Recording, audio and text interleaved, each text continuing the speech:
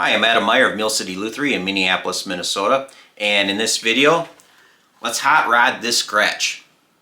So we have an import Gretsch here. This is definitely not like one of their high-end models, but this is still a pretty nice guitar. It is made well, it plays pretty good, but the customer called me up and was wondering if there's any way to get it to sound better, perform more reliably. So the idea with this video is I'm not going to simply rip everything out of it. We're going to go through and kind of budget-minded, get the most bang for your buck out of what gets replaced first. We're going to add a kind of a priority.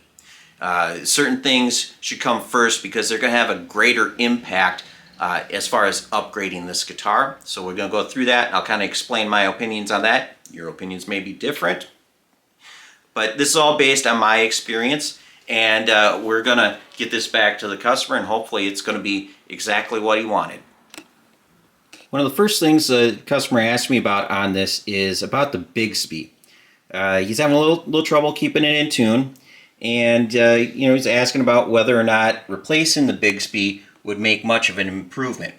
Well, this is one of the things where, for me, all the various guitars I've worked on and parts I've replaced, I actually find that replacing the Bigsby is less of an impact than, shall we say, the nut and the tuners. I'm going to explain why.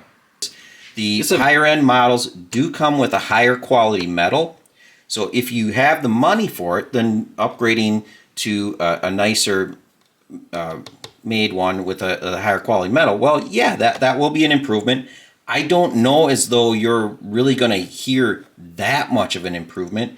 And like I said, we've got these nylon bushings and everything. It works fine. That nothing catches. It's nice and smooth. So instead of kind of buying another one and hoping that it works out better, come up here. We've got these stock tuners. You got all these wraps around the tuners, and they're just kind of, basic, entry level, nothing special about them. And we've got a composite nut, sort of like graphite nut or tusk, but it's all slotted well. We do have room to do a setup and get this slotted nice. The thing that would improve this setup best, in my opinion, we add some locking tuners. I'm going to add some ratio tuners. These are made by Tech. I use these on the guitars I build myself by default. If anybody orders a guitar from me and they really specifically want to have another brand, I'll put another brand on. But by default, I use their ratio tuners on my guitars and basses. Each string has its own gear ratio. And the idea is, if you're going to change your E string by one pitch, it's just one turn, and you're going to be there. It's going to be really close. The idea is your strings, the various tensions on them, most people don't realize this, but if you push your tremolo arm down and you want to go down one even half step, whole step, whatever, your strings don't change by the same pitch. Some of them will change more than others. And well, that's kind of the same deal here with the different gear ratios. The various strings will change in pitch at different rates, so they have 6 different gear ratios to accommodate that. Plus, these are locking, and what that does is that helps with decreasing the amount of friction. If you can imagine all those wraps around that string post, when you're using the tremolo, your string is tightening and loosening. All those wraps have just this tiny little bit of friction on them. So if we have locking tuners, we don't have to put all those wraps on them. So the string isn't going to be rubbing against itself. It's going to be anchored nice and securely to the tuner. So we're eliminating friction points. And to me, this seems like the way to go. This set of tuners, it's going to cost less than a Bigsby, and I think we're going to get much more of a result at keeping this guitar in tune. This is the bridge that's on the guitar. This is, just a basic Tune-O-Matic style bridge. There are options on replacing these. You might have saddles fit better and everything, or graphite saddles. But once again, like I said, we're not replacing everything. We're doing, you know, the biggest bang for the buck. This one will work fine because when I go through and do the setup, I'm going to slot the saddles not only to match the radius of the fingerboard, but I'm going to make sure that the strings slide through here nicely. You can add just a tiny bit of lube in each of these little slots, and that will help the strings slide through. They don't really slide much, but just a little bit of something helps make a difference. All right, part number 2 of this job, we're gonna upgrade the electronics here, and the biggest way to increase the quality of the sound would be with the pickups. Changing the pots, the tone of your instrument isn't necessarily going to change. What you will notice is that you're going to have a much more even pan or swell when you're using your volumes and your tones. The components will last a lot longer. The crackling that you ever notice, the little dust and whatever that builds up inside the pots, it's much easier to keep nicer pots clean than the cheap ones. The cheap ones, they'll kind of get a little bit of corrosion on the little resistor inside, and you just end up having, you know, pots that don't function very well. Now with this particular guitar, this actually has just regular humbuckers, and that's something a lot of people don't realize when they have a Gretsch. They come by, they ask me, they want to upgrade their pickups, and they brought a set of pickups with, and they bought something that's more like the Tonetron or the other various models that Gretsch has used through all the years, the vintage style. They don't actually fit this guitar. These are really just humbuckers. This customer chose some TV Jones. I'm going to show you here. Jones Powertrons. And the idea is that he wanted his guitar to sound like a vintage style Gretsch. And the idea of these is the internals of this pickup are made like the old Powertrons and Tonetrons and whatnot of decades past, but the guitar has a humbucker base plate, humbucker sized cover, so this is actually going to mount in this guitar. It's a modern version outside, but vintage version inside. So if you have a model Gretsch like this where you have the pickup rings, you are going to have to shop for a humbucker mount pickup. That's very specific. Has these little legs. These mount to the pickup rings. Otherwise, you're going to have some problems getting the pickups to fit to your guitar. Alright, this is an actual 1957 Gretsch here. It's a 6120, and this has what they call the Dynasonic pickup. Take a look here. This is not a humbucker at all. It's a single coil. Got these adjustment pole pieces that come well below the bottom of the pickup, and it mounts directly to the top of the guitar. This will not mount in the Gretsch that I have in this video that we are hot rodding. This is very specific. It mounts to like I said, to the body, not to an actual pickup ring. Totally different pickup. This is not compatible unless someone were to make the internals of this and mount it inside a humbucker size pickup, and then you're able to put it on a humbucker base plate. So, and now this is a pretty iconic example of, you know, pretty common pickups that come in a Gretsch. This is a late 60s Chet Atkins, I believe, country gentleman. I don't remember the exact year. It's just late 60s. These pickups are held in, 2 screws on the side. And there will actually be like a little plastic ring that goes around them, but I already have that taken off. But these come off, and we have a metal cover. We'll have a patent number on there. And these are the Filtertron pickups. They're actually a humbucker because you have the 2 coils and bar magnet at the bottom. But these mount to the braces of the guitar. They do not mount on a pickup ring. So these will not fit in the guitar that we are hot rodding for this video. But you can get humbucker-sized Filtertron pickups, and that is what we are going with in this video. The slightly different size to fit the humbucker base plate, but you know, these I'm not actually going to be able to install in the guitar in question. I'm preparing to pull the electronics out to replace the pots and the pickups, and there's a couple things that if you're trying to do this on your own, you want to double check before you go too far. Now, I'm planning on using CTS pots. There are other brands. These are just, you know, the good quality standard. If you were to buy a PRS, American Made Fender, Collings, so on, they most likely have CTS pots in them.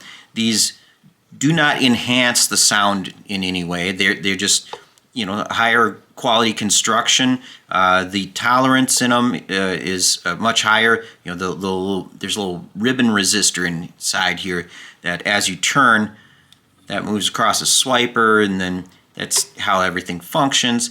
These are just much more consistent than budget parts. And the idea is one of these, you know, they usually range in like that $7 to $9 area. The stuff that's like $3, if you're going through all the work of replacing all this stuff, these don't really add too much to the price to get the nice CTS ones. One thing to remember, they have this split shaft like this, or there's a solid shaft. Make sure you double check what type of knobs you have and that they're going to fit. So right there, these are just right. So before ordering any parts, you want to double check what knobs you have and that the pots that you order have the right size shaft or the diameter to fit your knobs, and whether it's split or solid. If you have a little set screw in the side of the pot, you're definitely going to want solid shaft pots then. The issue is if you have that little set screw and it pushes, you know, on this will pinch together and it'll break, or it'll bend at least. You can turn it to the side and have the set screw go, you know, kind of either towards the slot, the split there, or a little off to the side. But if you're coming at it direct like that, direct 90-degree angle, you're going to damage the shaft of the pot. So be aware of that. Make sure you have, you know, matching pots and knobs, or you can just get yourself some new knobs that you know will fit the new pots. The next issue, we have a guitar with F-holes, and there is no access in the back to get everything in and out of here. So there are some brands of instruments and some models where the F-holes are big enough for the pots to slip through. This is not the case here. I can actually stick my finger in, and where this bridge humbucker is, they actually have a hole inside here. Everything slips in and out through underneath this bridge pickup. There are times when you do not have that, like if you take the pickguard off and look inside, if all you see is just a little wire poking through the wood, well, then you're going to have to figure out how to get things through the F-hole.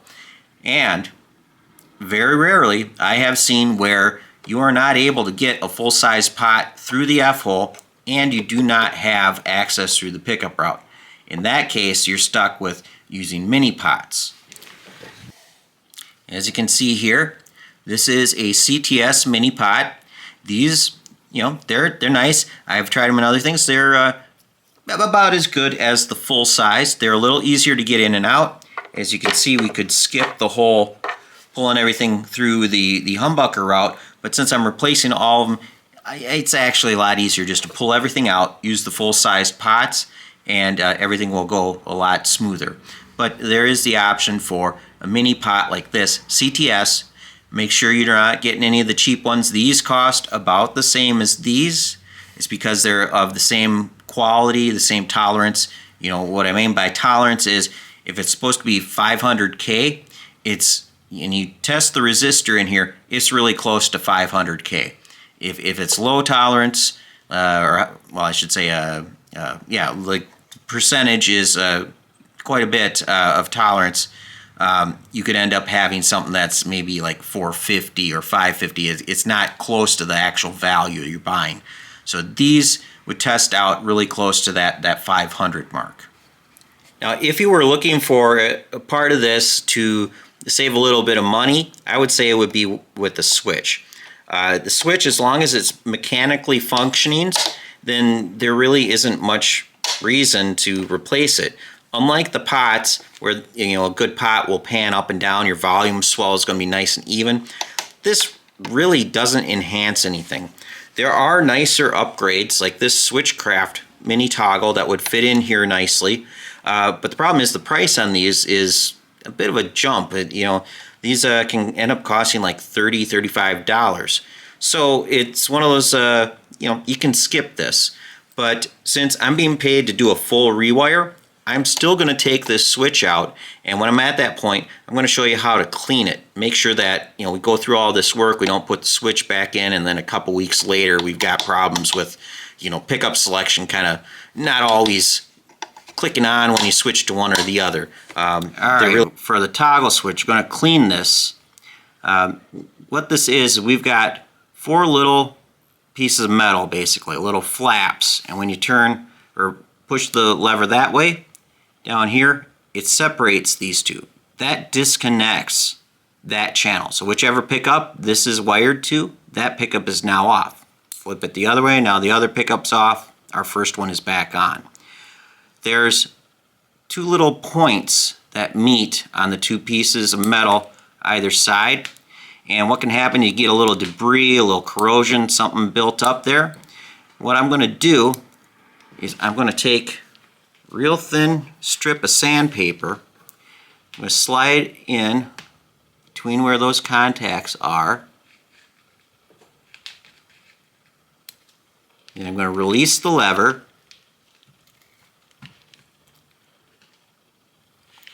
I'm going to take some contact cleaner,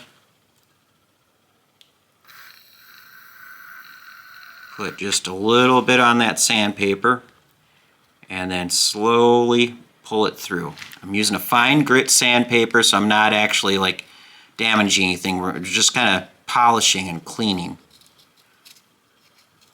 Just do that nice and easy. Don't need to do it a lot. Then I'll flip it over. Do the same thing on the inside tab. Like I said, there's 2 on each side, so you want to go both ways on each side. A little bit more contact cleaner.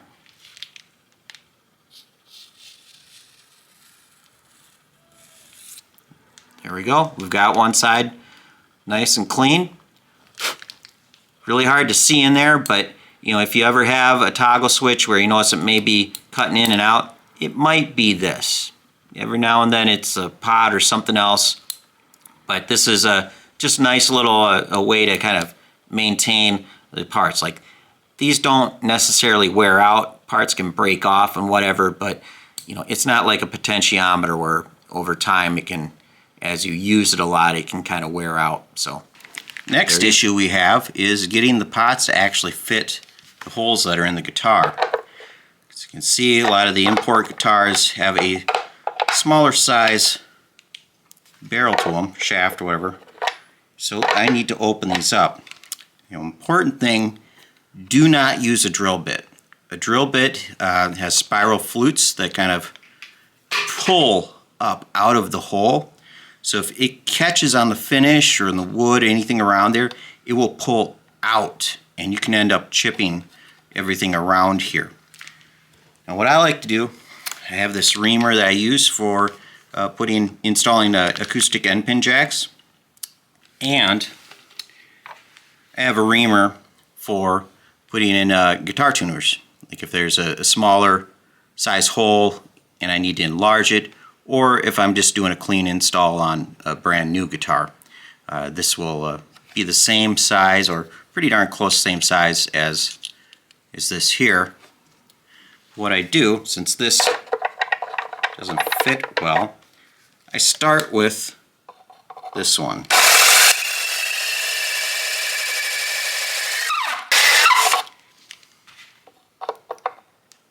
There we go.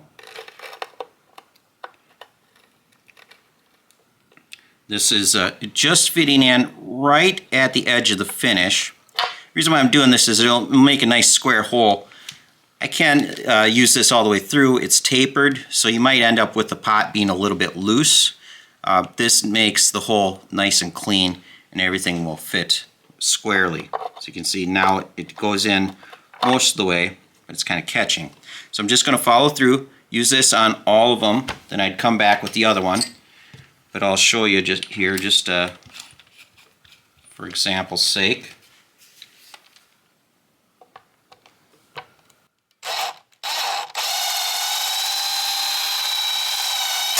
we go.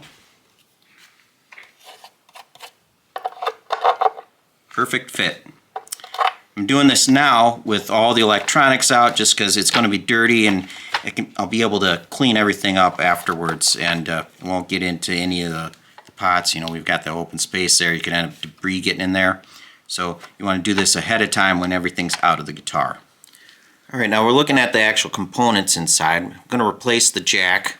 This jack is working just fine, but jacks are only like about $4 currently. And point is, this tab here, which is the hot, these parts are just much flimsier. So I'm going to put in a nice Switchcraft jack. This is a sturdier, has a much more of a snap when you plug it in. You can really tell. Then as you can see, we're talking before pots getting replaced. This is the tone pot. I'm going to put in a new capacitor too. This is an orange drop style, or it's nicknamed orange drop, made by Sprague. And it definitely, as you're turning the tone up and down, you notice a nice even change in the roll-off. These little ceramic ones, you know, sometimes they work, sometimes they're not so well. So it's just a minor thing. Then the wire. I'm going to reuse this wire. It works perfectly fine. The wire does not enhance the sound of the guitar at all. The thing to make note of here is it's what's called single conductor wire. And get this blue to cut back here. What that means is inside the blue we have these strands of bare wire, and there's another white wire inside. You count how many of these wires there are inside. So this is a single conductor. If there were 2 wires in here, it would be a 2 conductor, 3, 4, so on. The shield does not get counted. So the idea is this is, you know, always the hot. You solder that, like as you can see here on the jack, that gets soldered to the hot tab. Then the shield gets soldered to the ground. And having the hot inside the shield, it helps insulate from, you know, radio interference, whatever. It keeps things as quiet as possible. So there's no real reason to replace this unless aesthetics, or we're going more from scratch than we are in this case. There are other options, you know, like if instruments I make from scratch myself, I'll use this. This is pretty familiar. You push back this outer braid, and inside that black, that's your conductor wire. That's the hot. And the idea with these, the braid then gets soldered on the back of the pot, and the black would go to the tab on the potentiometer. So, you know, if you're new to soldering, this might be a little more difficult to use. It's not going to change the sound of anything. It's equally insulated. So, you know, it's one thing if you're wanting to, you know, you're doing a DIY here, you can reuse the wire that's in your guitar. You don't need to order new wire for this. Now we're going to do a modification that, you know, it isn't exactly necessary, but it's something I kind of wish Gretsch would do it this way. If this was a, you know, a thicker body like a 6120 or other models, it's definitely more some of benefit. But the customer pointed out the jack is mounted directly to the side and was worried about the side cracking. So what we're going to do, we're going to put a metal jack plate on here. And kind of what I'm getting at with the thicker body, this one, since it's a narrower body, the purfling inside that both the top and the sides glue to is right where we're going to be putting our screws through on this. So this will be mounting nice and securely to a lot of wood inside. If this was a taller or a thicker body guitar where there's nothing behind the side where the screw is going to go in, you want to reach in and glue some wood back in there to help support the screws. I have made a video like this regarding this a few years back, so I'll see if I remember to link to that.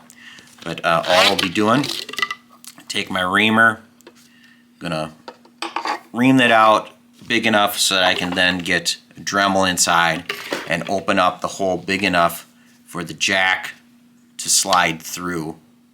The jack will no longer be mounting to the wood, and it'll be using lock wash and everything like that, and get it mounted on here. Definitely will make this much stronger. And we're doing it to a new, I believe this is an Indonesian guitar. We wouldn't do this kind of modification to a classic Gretsch unless there's a bunch of damage to the side already. So be nice if Gretsch was doing that from the factory, but cost of the parts adds up on thousands of guitars.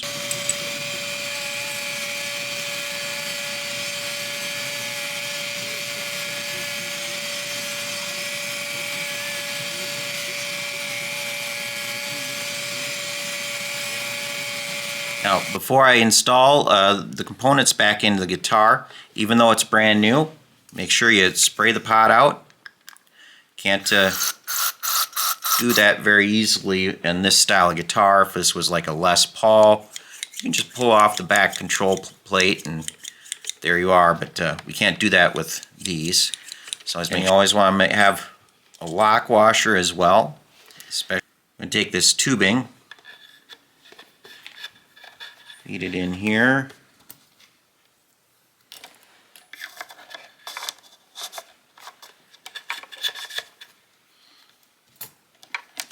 Making sure I have that lock washer on.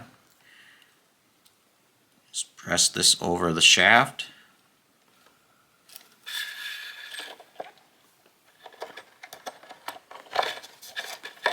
There we go. It comes right out the hole.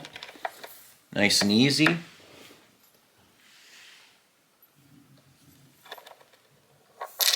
Nut and washer.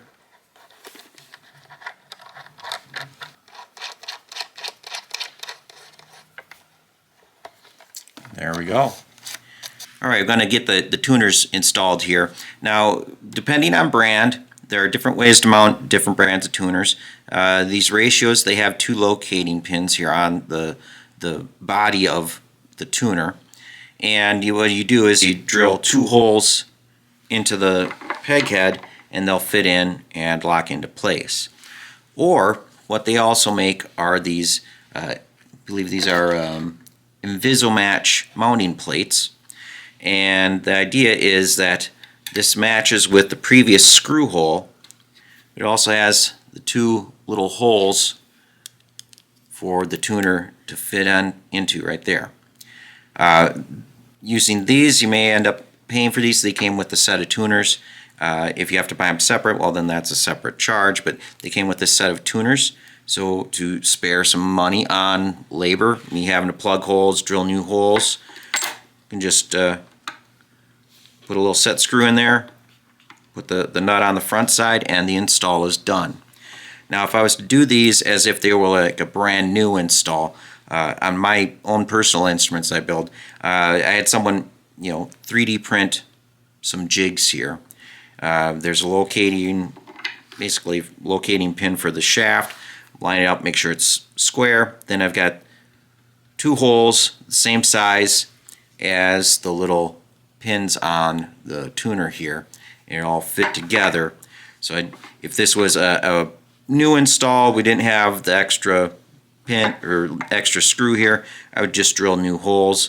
But then that's extra holes in the guitar, time lining it up. It's just a lot quicker and easier to do this route.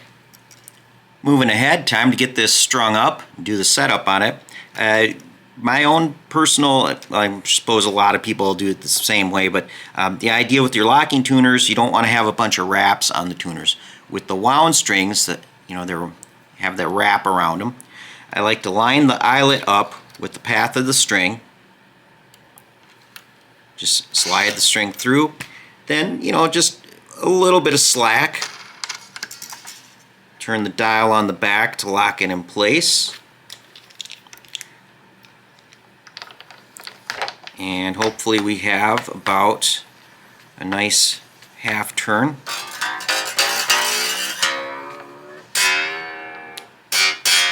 Just shy of touching that, so we're good with that. Maybe just a touch less, but right about there. You just don't want it wrapping over and touching any excess string on the other side of the eyelet. Now with the plain strings, your treble strings, I like to put one wrap on these. They don't have that friction from the wraps on them, so it's not, you know, as it's not as much of an impact on stability as the wound strings. But I just wrap it around once so I know where the string comes to make that one wrap. Pull it through to there where it starts to coil. And if I can keep my hand out of the way.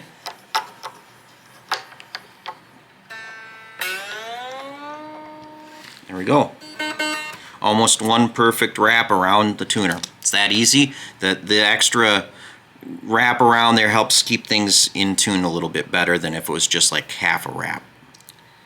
Next step would be to get the nuts slotted correctly. When you're in tune, truss rod adjusted correctly, and you've got the nuts slotted so that the strings do not catch in there and they are the correct height over the first fret.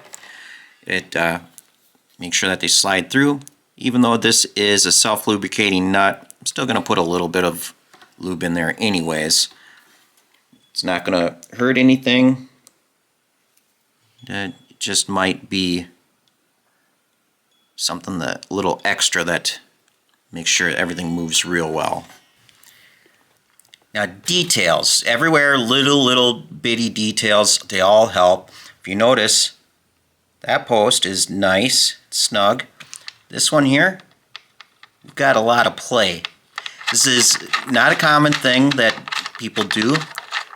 What I do every now and then, if I've got a bridge that's kind of got loose pieces and everything, I'm going to take some thread tape, put that around the threads on this until it sits nice and snug like this one, because this one I already put on, and that's why it sits there. It's easy to turn, but we don't have all that wiggle, and that wiggle can, along with the Bigsby, can be an issue with keeping things in tune. You can use whatever tape you want to use here. This is kind of an unorthodox little trick. This is what I'm a homeowner that I use this. It's for sealing up the threads on water pipes. The stuff on the yellow spools is for gas pipes, but it's really thin. It clings to threads easily. Let me get that ripped off there. I'm just going to wrap this around more the bottom half, because this is going on a customer's instrument. I don't have a bunch of white tape sticking out the top. You just kind of keep wrapping it around, make it nice and tight. It'll fit down into the threads. Just kind of keep doing that thing. We'll get about 3 wraps on this and we'll see if it fits. And like I said before, you want it to be snug. You should still be able to adjust it easily, but you don't want to be able to, wiggle it around, have it clatter around inside the bushing. Post back in. As you can see, it still turns easily. Obviously I'm just turning it by hand, and there is no longer any wiggle there. I've filled up those threads. This is just a entry-level type bridge and post, so the tolerances aren't as nice as if this was a high-quality American-made bridge. So anything you can do to kind of take up all that space, that will help keep the bridge in place. And what we're wanting is for the strings to just glide through those saddle slots, and that's what we're going to have now. Post back in. As you can see, it still turns easily. Obviously I'm just turning it by hand, and there is no longer any wiggle there.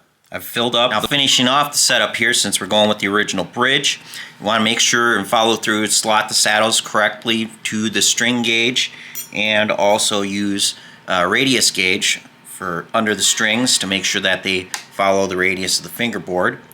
And once you've done that, a little extra step I like to do, especially when we have a Bigsby, lift the string out, take a little folded up sandpaper, fine grit, this is 400, you can use something finer.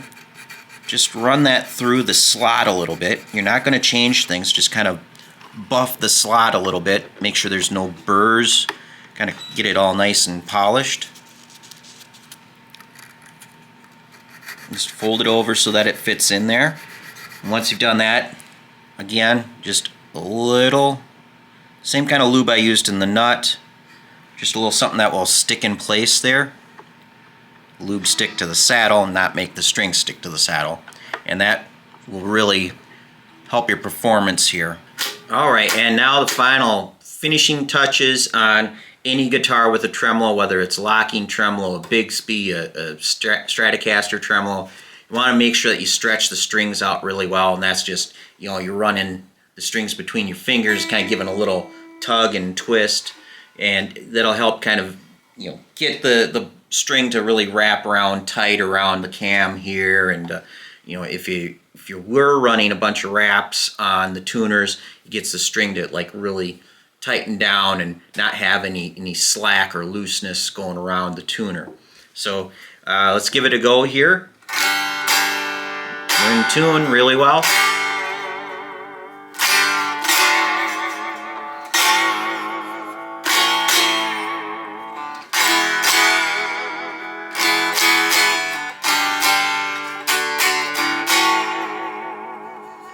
It's sticking pretty good. Every now and then you'll find an individual instrument where maybe one string, for whatever reason, wants to just kind of catch and stay out of tune. What I mean by that is, let's say just the low E string on this guitar, when you're tuning up and you use the whammy bar, it wants to slide sharp. Everything else stays in tune but that one string. All you have to do is just remember to tune that one string just a touch flat, hit that whammy bar when you're still on your tuner, and you'll see it go right in tune and it'll stay there. And it's an individual thing, but once you learn it, then your guitar is going to play a lot better.